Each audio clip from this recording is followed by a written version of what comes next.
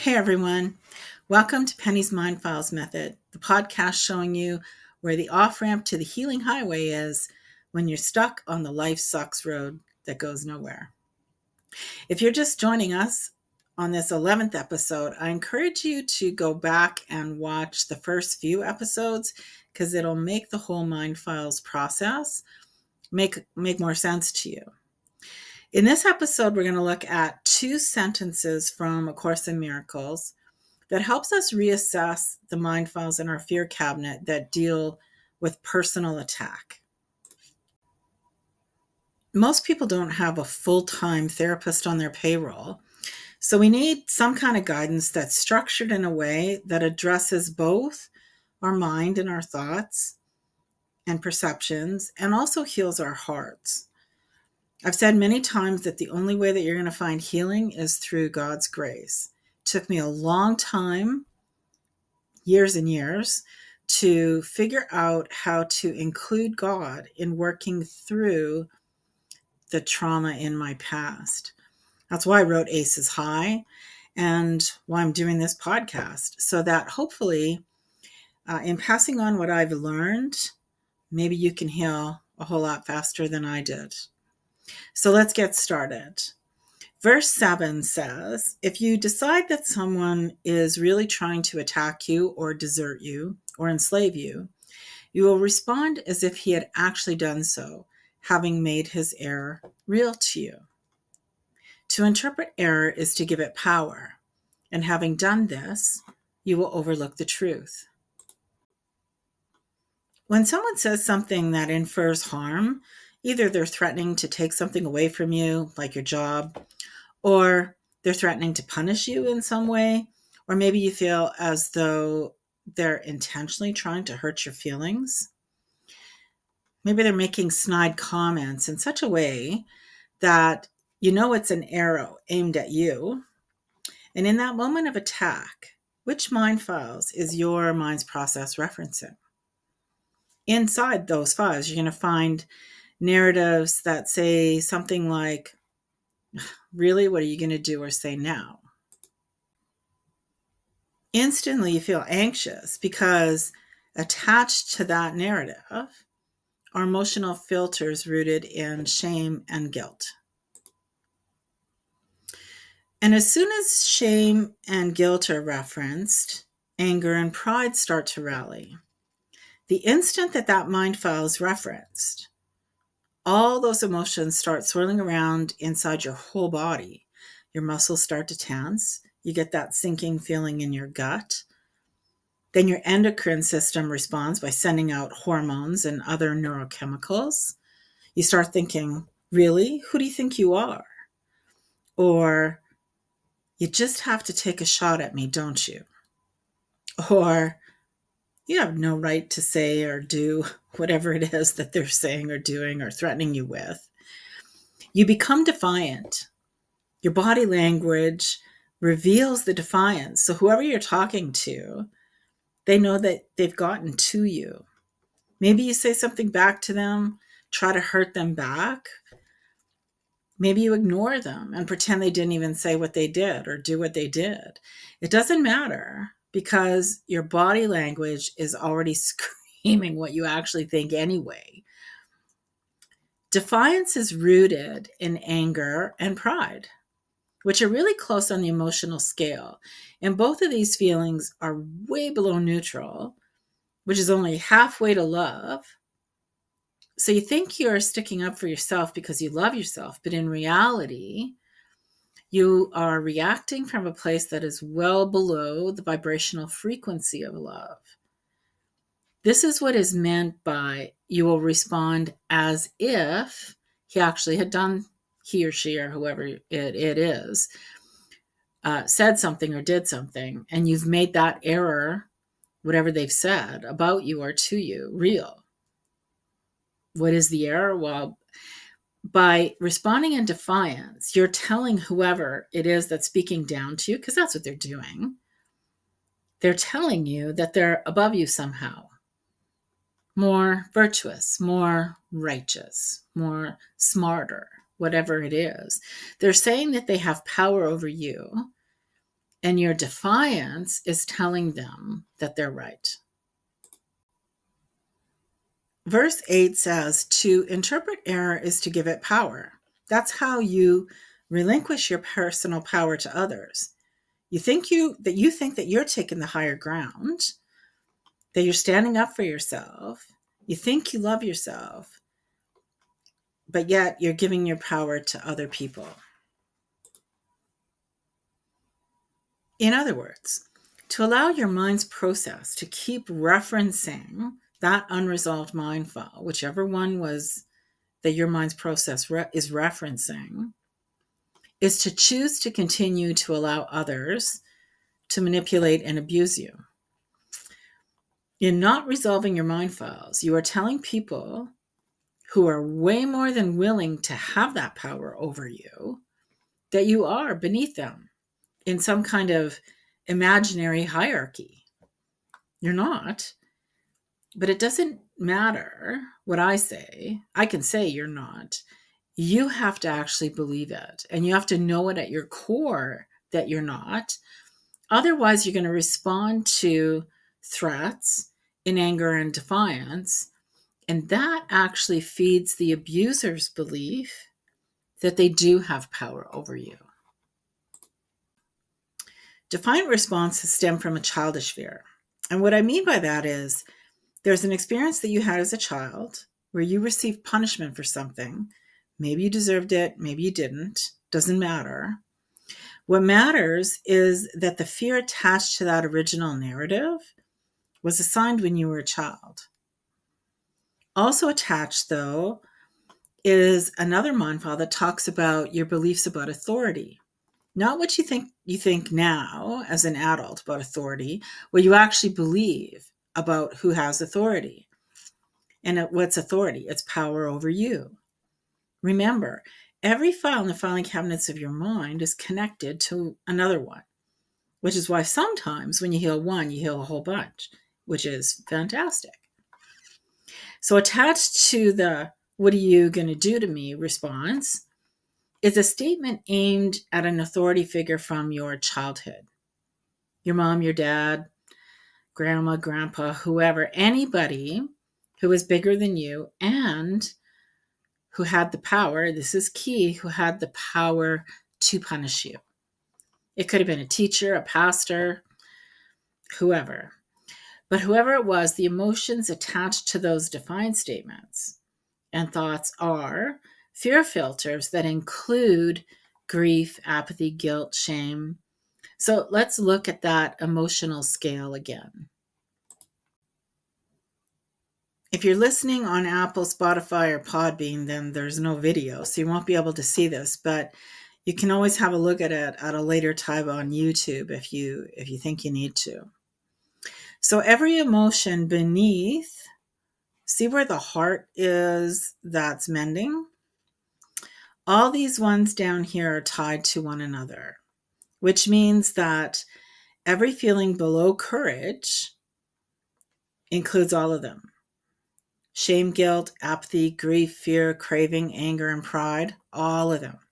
Now, as an adult, unless you've taken the time to dig into your mind files and resolve them, when these files are referenced, your fear of authority is also in your awareness. So let's say there's a supervisor at work who's trying to threaten you with something. Maybe they're saying that they'll dock your pay. Right away, that childish fear prevents you from reasoning. See where reasoning is? Reason's up here. It vibrates at almost double over neutral. Now, the filters get lighter as you start going up, right? As your heart mends. So everything above acceptance is on its own. Not a single feeling below it is attached to it. So if you're working from a vibratory space of reasoning, your mind's process would contemplate whether that person actually did have power to do what they're threatening to do.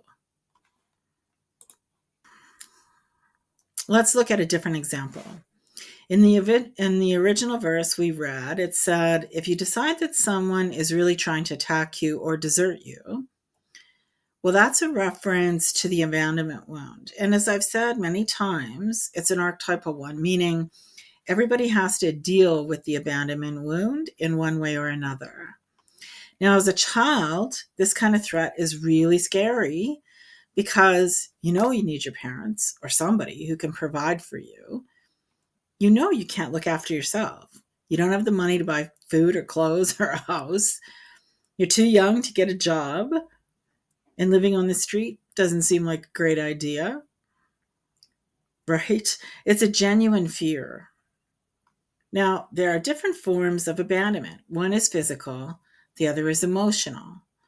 All forms of abandonment, though, are subjective, meaning how you define abandonment will be based on your current beliefs about yourself. This one gets a bit tricky, the abandonment thing. And we'll likely do an entire episode on it someday. But in this context, let's say you were 10 years old and your parents acknowledged how capable you were.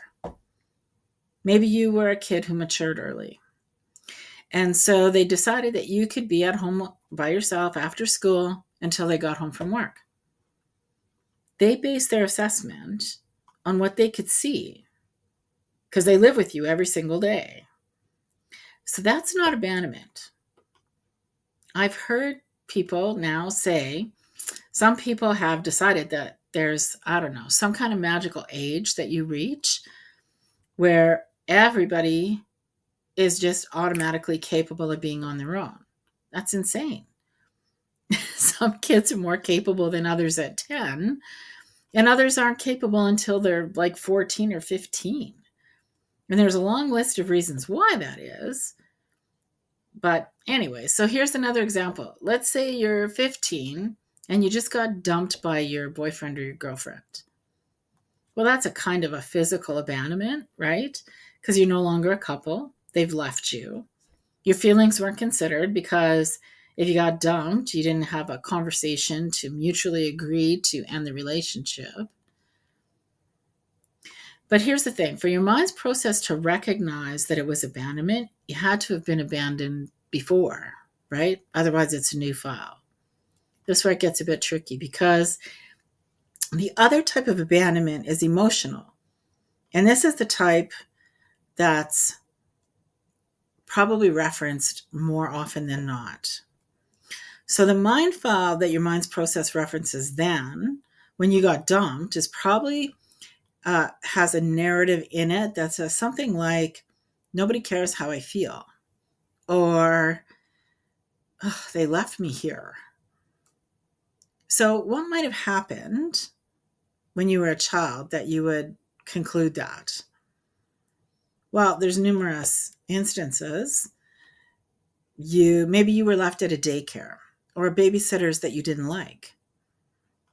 Maybe your friends all decided that you weren't part of the group anymore and they abandoned you. It's like the younger version of getting dumped. Your life wasn't threatened, meaning you weren't going to die because of it. You just got left out. But the emotional pain was so intense. You felt like, oh man, this is awful. Lots of things influence the narratives we form in our mind files. Let's say you're learning about tribes of people in grade school, and your teacher emphasizes the archetypal fear of ostracization and abandonment in a context where survival, they're telling you, literally depends on it. So say they tell you that people had to stick together, otherwise they would die. Like I remember learning that in school. If you were too young to consider or ask, well, how young does a person have to be to risk death of being cast out of their tribe? Because if they'd learned to hunt or been taught where to gather food, which actually did happen, then they weren't going to die. Life wouldn't have been easy for them, but they weren't going to die. So what actually just happened is that teacher projected their own fears of abandonment onto you. People project their fears onto others all the time. But when we're kids, we just don't think that these teachers or coaches or whoever, adults in general, we think they're all like our parents and that they just have all the answers. They must know everything, right? But they don't. They're like you are right now. They're doing the best they can. Maybe they've cleaned out their fear files, but more likely they haven't. They haven't even looked or attempted to. That's why dysfunction and generational trauma keep cycling, because people don't resolve the files in the filing cabinets of their own mind. Now, of course, there are, sadly, parents who, for whatever reason, leave little kids alone by themselves who aren't capable of looking after themselves. That's literal physical abandonment and negligence. Child that age isn't capable of dealing with stuff that can come up.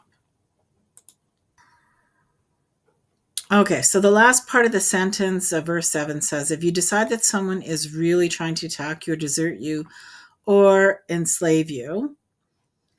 Now, as an adult hearing that, you might think, no way, I'm not enslaved. Nobody can enslave me. But if you take a moment to consider what that actually means, well, you might be surprised at how easy it is. So what does it mean to be enslaved? Like, are you imagining or conjuring up in your mind some image of a slave from a TV show or a movie? Anyone who is not given the ability and the right to choose for themselves, to choose what is right for them. If you're not given that choice, then you are being enslaved. Slaves to people who believe they have power over others, well, slaves have no rights. Now, as a kid, if you were made to make your bed every day and clean your room, do the dishes, take out the garbage, you might have thought that you were enslaved by your parents. You didn't get a choice, right? You had to do what they told you to do. You didn't have any rights. But as an adult, of course you have rights, right?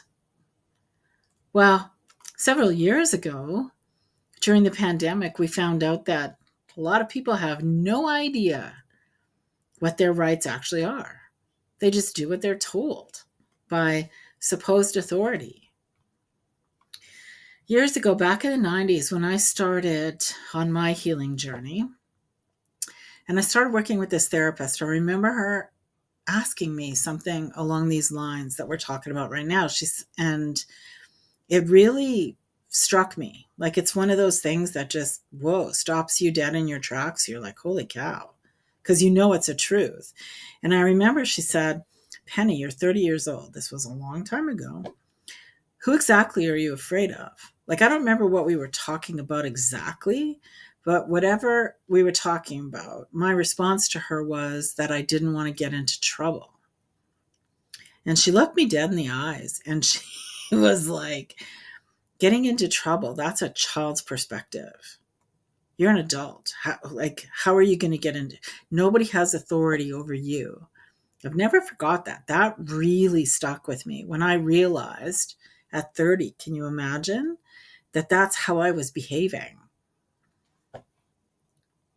So nobody has power over you unless you give it to them, which is really what verse 8 means. It says to interpret error, somebody's power over you, is to give it power. And having done this, you will overlook the truth. The truth is, nobody has power over you. The truth is that you are capable of discerning for yourself. You don't need somebody to tell you how to understand something. You're capable of sifting through information and determining what makes sense to you and what doesn't. You do know the difference between right and wrong, and you know how to conduct yourself as a responsible adult.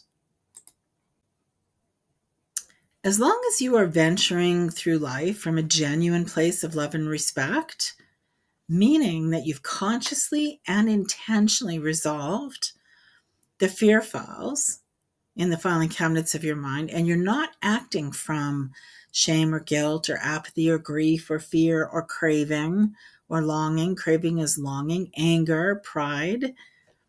As long as you are not coming from any of those emotions, then nobody has the right to tell you how to live your life. Well, that's it for today. Can you imagine all of that came out of 2 little sentences? If you learned something today, if you had one of those aha moments I talk about, a little miracle, please give others the opportunity to have one too by hitting that like button, or share it with someone if you feel that they can benefit. Because interaction tells the algorithms to show it to other people so that they can maybe learn something too. So keep digging through the files in the filing cabinets of your mind. We'll see you next time.